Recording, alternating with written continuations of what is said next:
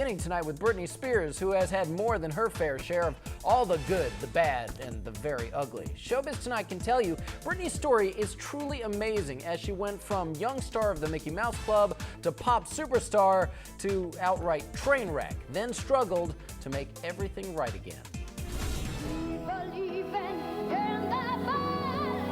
She was young, she was bubbly. Britney Spears on the hit TV show Star Search when she was just 10 years old.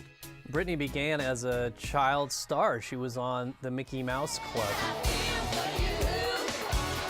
Britney was just 11 when she starred on the Mickey Mouse Club alongside other future stars Justin Timberlake and Christina Aguilera. And just 5 years later, in 1999, Britney would begin her transformation into worldwide pop star. With flowing hair and a winning smile, Britney was becoming the ultimate teen and preteen idol, opening up for then bigger acts like the Backstreet Boys and NSYNC. Lance Bass was a member of NSYNC then and tells Showbiz Tonight that Britney was destined for stardom. She really hit it at the perfect time, and all those kids that came off that Mickey Mouse Club, there was so much talent. But Showbiz Tonight is asking, how did Britney go from pop star sitting on top of the world to train wreck TV, shaving her head, in and out of rehab, daily prey for the paparazzi?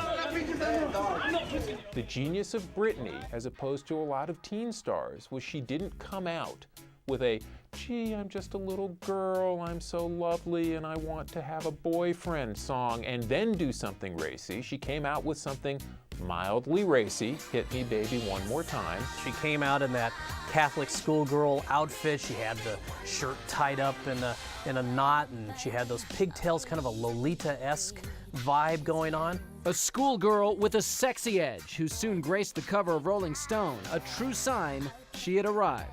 Britney Spears' first Rolling Stone cover, the Teletubby cover, as we call it back home at Rolling Stone, is actually a cover that helped cement her stardom. It was an icon-making cover. An icon in the making who told CNN in 1999, her breakout year, that it was another icon, Madonna, who she idolized. I really idolize and respect Madonna. I think she's brilliant. I think she is just such a smart businesswoman, and I totally respect and admire that. Admiration that would grow over the years, and not even Britney could imagine she and Madonna would shock the world with that now infamous kiss. But years before, it was at another MTV show that Britney would reveal to the world her then true love, Justin Timberlake. He was the cute one from NSYNC, and she was the little Pop-Tart, and they were just the cutest little couple who could be. They came out publicly at an MTV awards show, and that was the same show that she did Baby One More Time in that very sexy flesh-colored outfit. Britney increasingly loved to shock on stage. At the 2001 MTV Video Music Awards, she danced seductively on stage with a white python. For Britney, it seemed to be all about the pleasure of pushing boundaries sexually on stage. Her image was about sexuality from the very beginning. There was no mistaking what message she was trying to send to us. And nowhere was that message stronger than that Madonna kiss at the MTV Video Music Awards in 2003. Even her ex, Justin Timberlake, looked shocked. The best way to talk about the Madonna-Britney kiss is the way that Madonna explained it to her daughter. Madonna was the mommy pop star, and she was kissing the baby pop star and transferring some of her power and energy to the baby pop star.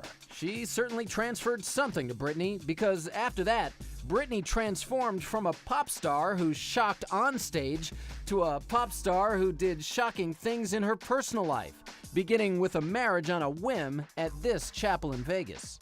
She had that 55-hour marriage to Jason Alexander.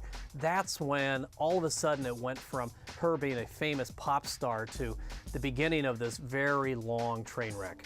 And then, of course, Britney met Kevin Federline, a backup dancer.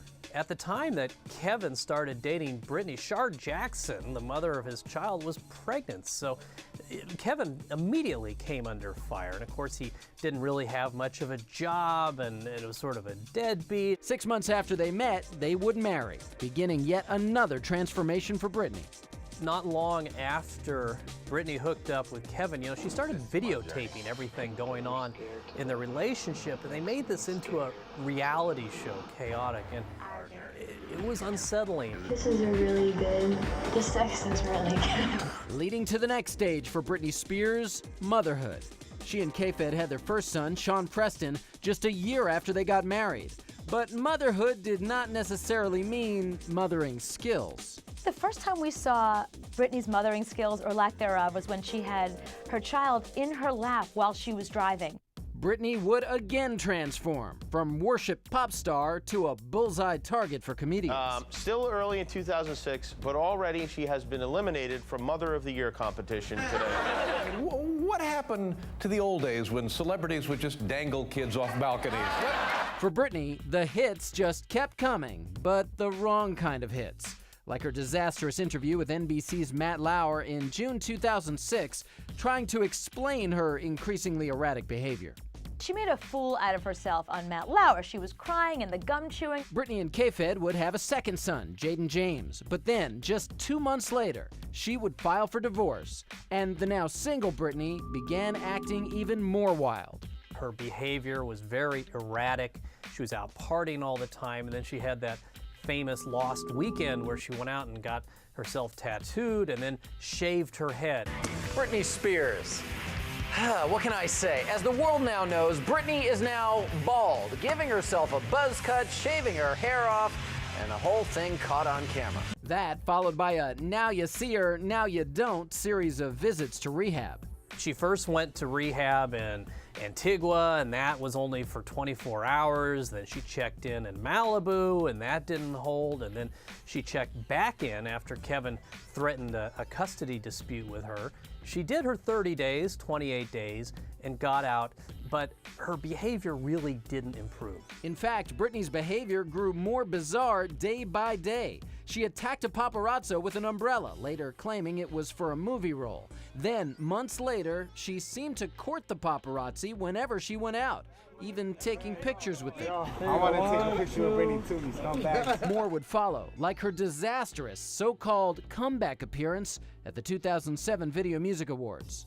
She showed up late for rehearsals. She went out partying the week before. She went on stage, and it was flat. It was terrible. Just as terrible, a judge then taking her kids away from her during her custody battle with Federline because of her erratic behavior. In the end, it sometimes seems hard to believe that the Britney of then would become the Britney of now. But everyone loves a good comeback story. And in the end, it would be up to Britney to help write that story.